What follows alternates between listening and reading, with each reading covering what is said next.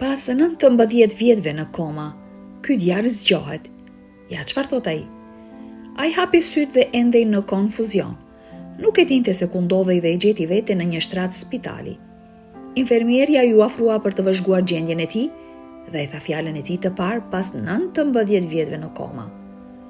Por përpara se të fillojmë me videon për djalin që u zgjua pas 19 vjetëve nga koma, a do të dëshironi të abonoheni në kanalin ton dhe të ndizni zile të njoftimeve. Kështu, nuk do të humbisni kur këto video interesante.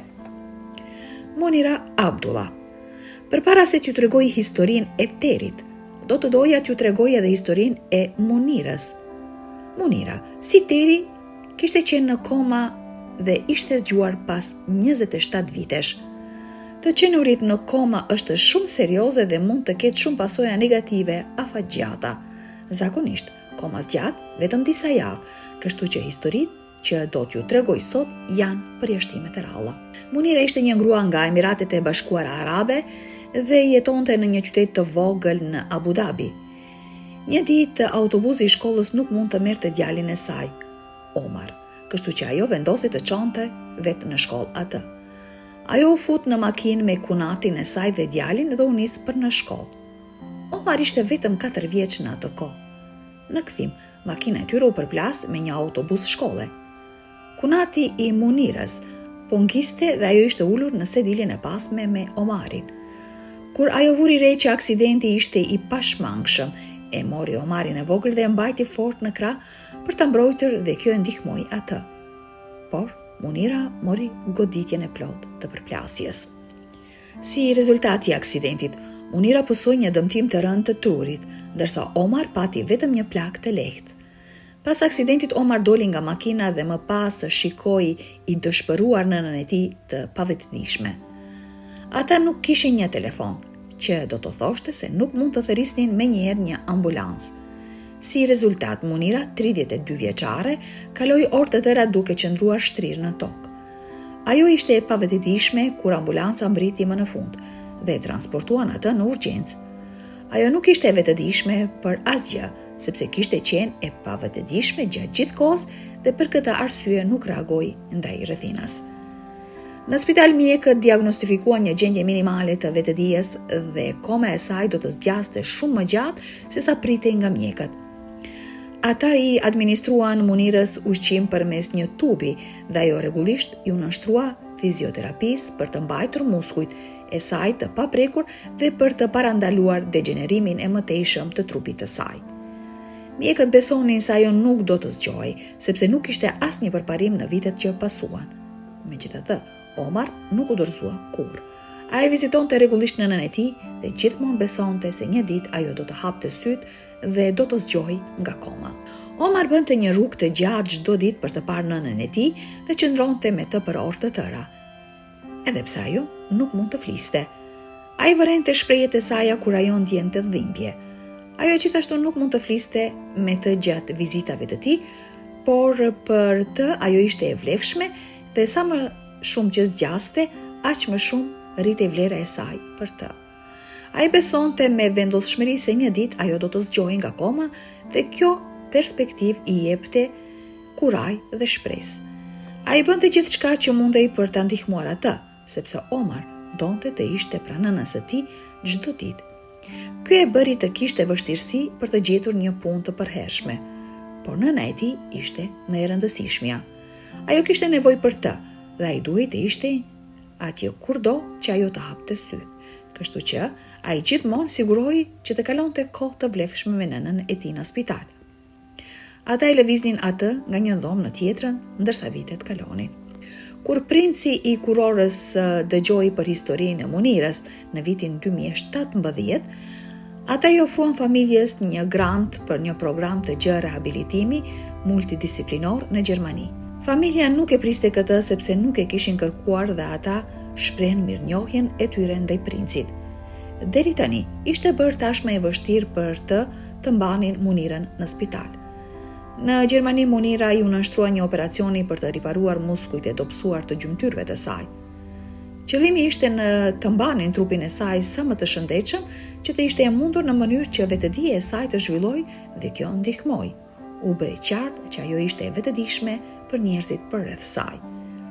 Omar vazhdoi të shpresonte se ajo do të zgjohej dhe do të fliste me të, por mjekët e pan këtë më shumë si një fantazi të egër të Omarit, sepse ata mendonin se ishte e pamundur. Munira kishte qenë në koma për kaq shumë vjet.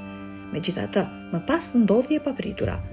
Munira kishte një javë tjetër në Gjermani kur Omar erdhi për ta vizituar dhe pati një debat pranë shtratit të saj. Ajo reagoi dhe dukej sikur ndjente se djali i saj ishte në rrezik. Ajo papritur filloi të bënte zëra të çuditshëm dhe Omar thiri mjekët, por sipas tyre kjo ishte normale dhe nuk kishte asgjë të keqe me të. Ata e lanë me kaq, por 3 ditë më vonë, Omar u zgjua sepse ndëgjoi emrin e tij. Dikush përmendi emrin e tij dhe ai e dinte që ishte nëna e tij që e bëri këtë.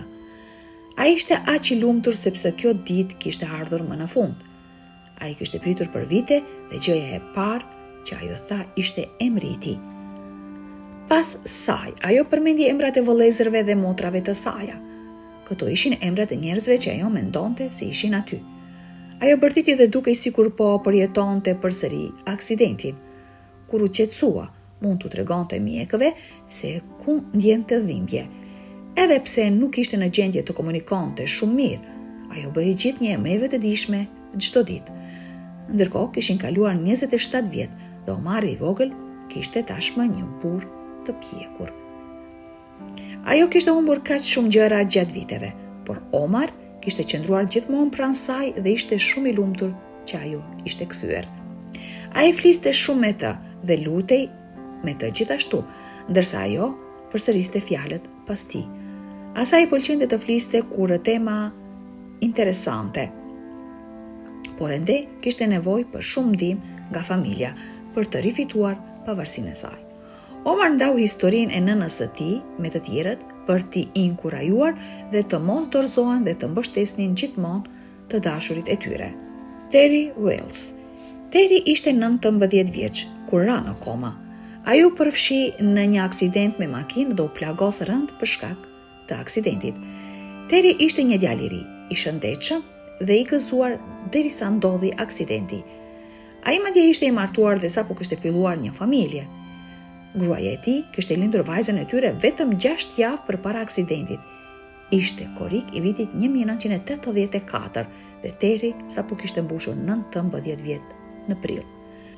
Në ditën e aksidentit ai po ngiste makinën me një mik në pikapin e tij në Arkansas në një urë të vogël. Papritmas, pikapi rrëshqiti nga ura dhe u përplas me parmakët. Më pas pikapi ra nga ura dhe përfundoi përmbys në anën e lumit.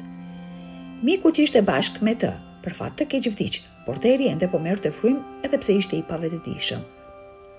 Pas mbritjes së shërbimeve emergjente në vendngjarje, ata e dërguan më njëherë në spital. Në spital ai ishte ende i pavetëdijshëm dhe u desh një vit përpara se të ndodhte ndonjë ndryshim. Në ato kohë, mjekët kishin humbur shpresën dhe mendonin se ndryshimet e tij do të ishin vetëm të përkohshme. Në kohën kur ndodhi aksidenti, gruaja e Terryt sapo kishte lindur vajzën e tyre. Vitet kaluan dhe vajza kur nuk kishte folur me baban e saj. Ajo mund ta shihte atë vetëm në spital dhe kështu që u rit pa baban e saj. Sigurisht që ajo e kishte në mungesë. Duhet të ketë qenë e çuditshme për të që të mos e njihte baban e saj gjatë gjithë kësaj kohe. Gjatë 19 vjetëve që Terry ishte në koma, teknologjia ndryshoi shumë dhe madje kishte edhe një qeveri tjetër. Këngët që ishin hite në atë kohë, tani ishin të vjetruara dhe jashtë mode dhe natyrisht ai nuk e kishte parë vajzën e tij të rritej. Ai kishte shumë për të kapur kur u zgjua dhe askush nuk e dinte me siguri nëse kjo ishte edhe e mundur. Si mendoni se dikush mund të kap 19 vjet? Familja e Terryt nuk kishte para për të paguar fizioterapi për të kur ai ishte në koma, kështu që muskujt dhe gjymtyrët e tij u dobësuan.